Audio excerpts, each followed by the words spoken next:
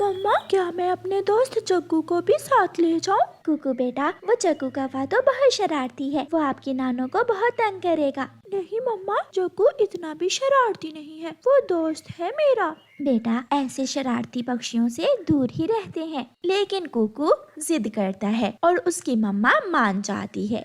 दूसरे दिन सुबह सवेरे ही जग्गू कौवा कुकू के घर आ जाता है। जग्गू बेटा, अपनी मम्मा से पूछ कर आए हो ना? हाँ आंटी, मेरी मम्मा ने ही मुझे भेजा है। मम्मा, अब हम जाएं?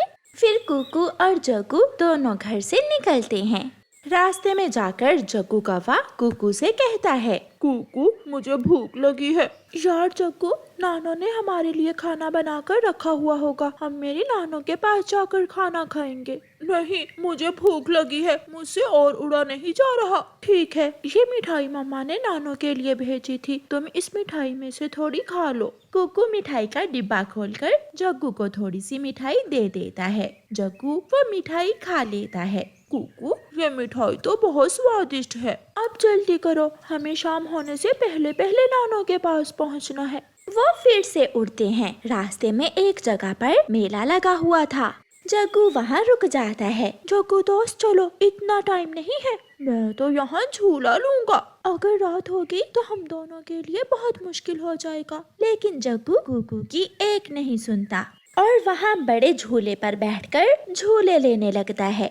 ऐसे ही उन्हें रात हो जाती है। यार जग्गू, मम्मा ने ठीक ही कहा था कि मैं तुम्हें साथ ना लेकर जाऊं। अब तुम्हारी वजह से हमें अंधेरा हो गया है। मैं भी तो तुम्हें अपनी नानो के पास लेकर गया था, तो फिर मैंने तुम्हें रास्ते में तंग भी तो नहीं किया था जैसे तुम मुझे तंग कर रहे हो। रात के अंधेरे में वो दोनों दोस्त उड़ते हुए बहुत डर रहे थे और फिर आखिर वो दोनों कुकू की नानो के घर पहुंच जाते हैं। बेटा, आपने तो बहुत देर कर दी आने में। नानो, रास्ते में हम रुक गए थे, इसलिए देर हो गई। फिर कुकू की नानो जग्गू और कुकू को खाना देती है। जग्गू बेटा, आपकी मम्मा कैसी थी? मम्मा ठीक थी। और पापा तो घर पर ही नहीं थे। खाना खाकर जग्गू और कुकू दोनों सो जाते हैं। सुबह हो जाती है।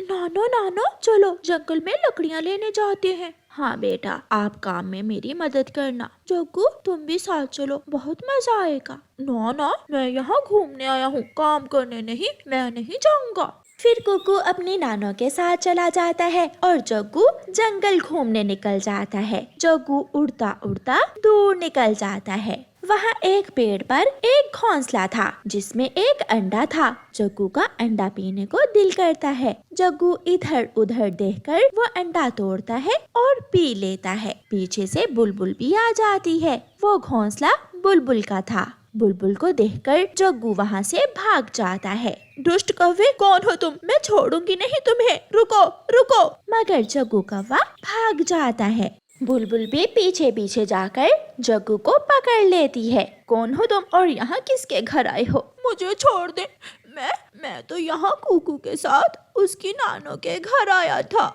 इतने में कुकू और उसकी नानो भी आ जाते हैं। माँ जी, इस दुष्ट कौवे ने मेरा अंडा तोड़कर पी लिया है। मेरा एक ही अंडा था। क्या जग्गू बेटा, आप ऐसा भी कर सकते हो? कुकू बेटा, ऐसे दोस्त को आप यहाँ क्यों लेकर आए हो? दोस्त, तुमने मुझे बहुत शर्मिंदा किया। नानो, मैं माफी मांगता हूँ। तुम्हारे माफी मांगने से क्या मेरा अंडा वापस आ जाएगा? बुलबुल रोती हुई वहाँ से चली जाती है। मैं भूखा था इसलिए। बेटा, भूखे थे तो घर से खाना खा लेते, किसी का अंडा पीने की क्या जरूरत थी? नानो, मैं अब और यहाँ नहीं रहना चाहता, मैं वापस जा रहा हूँ। कुकू दोस्त, एक दिन और यहाँ रह लेते हैं, मुझे तो बहुत मजा आ रहा है। नहीं, हम आज ही वापस जाएंगे। फिर कुकू जग्गू को साथ लेकर अपने जंगल वापस पहुंच जाता है। जग्गू, वो रहा सामने तुम्हारा घर। आज के बाद मेरी और तुम्हारी दोस्ती खत्म हुई, मैं कभी तुमसे बात नहीं करूँगा। कुकू अपने घर चला जाता है।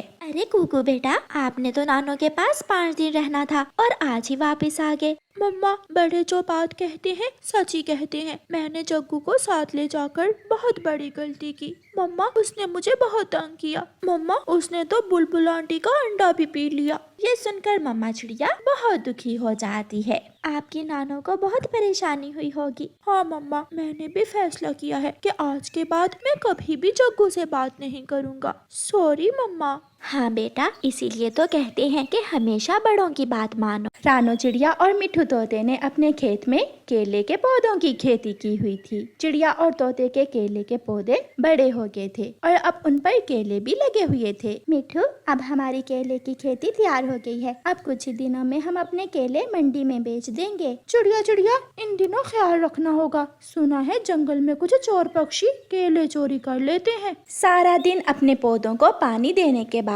तोता और चिड़िया अपने अपने घर चले जाते हैं। चिड़िया और मिट्ठू तोते के जाने के बाद ही चोर कौवे भी वहाँ आ जाते हैं। वाह रे मेरी किस्मत, कालू पति जी, देखो तो चिड़िया और मिट्ठू तोते के केले पक गए हैं और मुझे पता ही नहीं चला।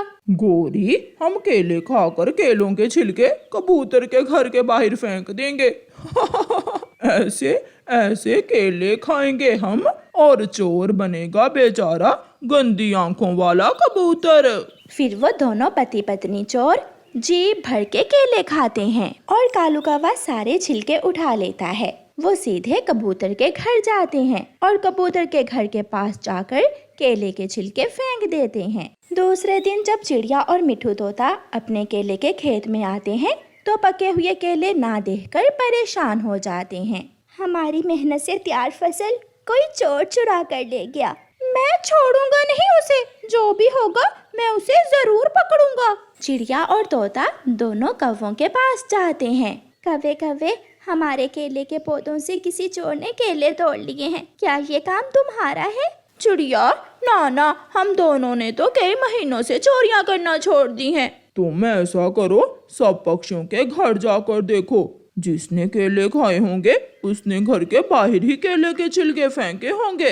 चिड़िया को कौवों की बात पसंद आती है। दोनों चिड़िया और मिट्ठू तोता बुलबुल के घर जाते हैं, मगर वहाँ केले के छिलके नहीं थे। फिर वो दोनों कबूतर के घर जाते हैं। मिल गया, हमें चोर मिल गया। कबूतर ने ही हमारे केले चुरा कर खाए हैं। कबूतर भी दाना लेकर वहाँ आ जाता है। कबूतर भैया, अब आप भी कौवों की तरह चोरियां करने लगे हैं? अगर केले खाने को ज्यादा ही दिल कर रहा था तो मांग लेते, चोरी करने की क्या जरूरत थी। नहीं चिड़िया और मिट्ठू, मैं चोर नहीं हूँ। मैंने आपके खेत से केले नहीं चुराए। तो फिर ये केले के छिलके कहाँ से आए? आज के बाद अगर तुम दोबारा हमें हमारे केले के खेत में नजर आए तो जान से मार दूंगा मैं तुम्हें। ये जरूर किसी की शरारत है। चिड़िया और तोता कबूतर से गुस्सा होकर वहाँ से चले जाते हैं। अब मुझे खुद को सच्चा साबित करने के लिए असल चोर को पकड़ना होगा। जब तक असल चोर ना पकड़ा गया, चिड़िया और तोता मुझे ही चोर समझेंगे। कालू जी, चिड़िया और मिट्ठू तोते ने कबूतर को चोर बना दिया। मीठे मीठे केले खाए हमने और चोर बना कबूतर। आज हम फिर से केले खाएंगे और चोर बनाएंगे मोटी बुलबुल को। फिर वो दोनों अपने घर से निकलते हैं।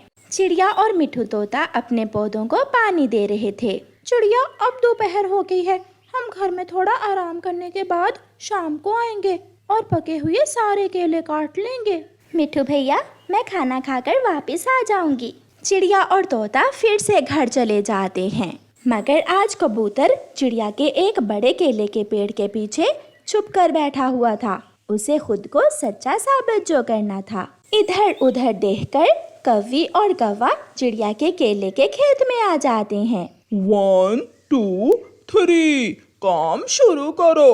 गोरी, खाओ केले।